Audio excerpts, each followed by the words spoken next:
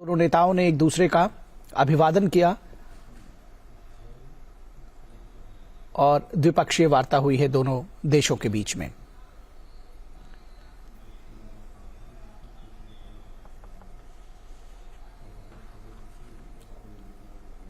तबकों की बात की प्रधानमंत्री ने, उन्होंने सीमांत किसानों के हितों की रक्षा की बात की। उन्होंने कहा कि सबसे उपेक्षित तबकों और सीमांत किसानों के हितों में को प्राथमिकता दी जानी चाहिए। और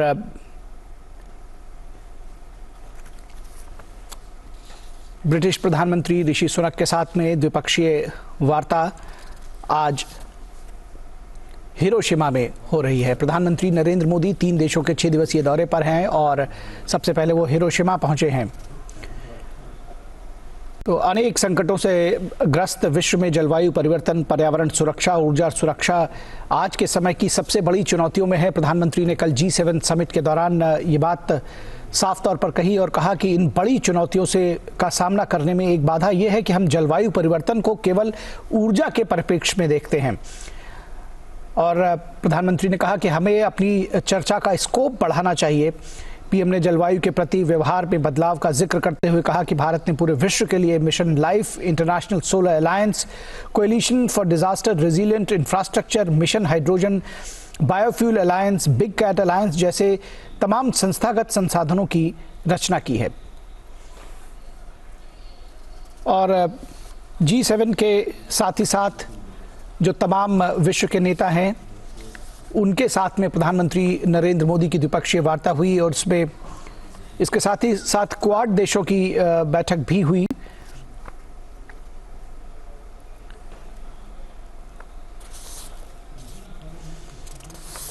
और हमारे संवाददाता सुधाकर दास इस पूरी खबर पर, प्रधानमंत्री के दौरे पर, द्विपक्षीय वार्ताओं पर और विशेष तौर पर इंग्लैंड के साथ में, ब्रिटेन के साथ में जो द्विपक्षीय वार्ता प्रधानमंत्री नरेंद्र मोदी और ऋषि सुनक के बीच में हुई है, उसके विषय में बातचीत करने के लिए हमारे साथ मौजूद हैं। दरअसल ये वार्ता चल रही है। सुधाकर, किन अहम मुद्दों पर चर्चा का स्कोप समझा जाना चाहिए जब ब्रिटेन और भारत वार्ता की बेंच पर होंगे? देखिए निखिल, भारत और ब्रिटेन की अगर यूके की बात की जाए तो कॉम्प्रिहेंसिव स्ट्रेटेजिक पार्टनरशिप है दोनों देशों के बीच। और भारत और यूके ने मिलकर तय किया है कि इस सहयोग को साल 2030 तक किस तरह से आगे बढ़ाना है, उसके लिए एक रोड मैप तय किया है। हम जानते हैं कि पिछली बार प्रधानमंत्री मोदी की मुलाकात ऋषि सुनक के साथ बाली में G20 समिट के साइडलाइंस पे हुई थी और उसके बाद ये मुलाकात हो रही है। हालांकि बीच में आपस में दोनों नेताओं की बातचीत भी हुई थी। तो निश्चित तौर पर ये मौका रहता है इस तरह के मंचों पर, ये भी G7 के साइडलाइंस पे ये मुलाकात हुई तो जो संबंधों के विभिन्न आयाम हो सकते हैं उनकी एक तरह से समीक्षा की जाए।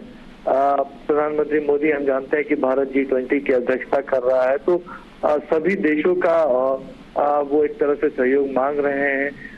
G20 को लेकर G20 के जो लक्ष्य उन्होंने तय किए हैं, खासतौर से वसुधैव कुटुंबकम के लक्ष्यों को लेकर भारत जिस तरह से आगे बढ़ रहा है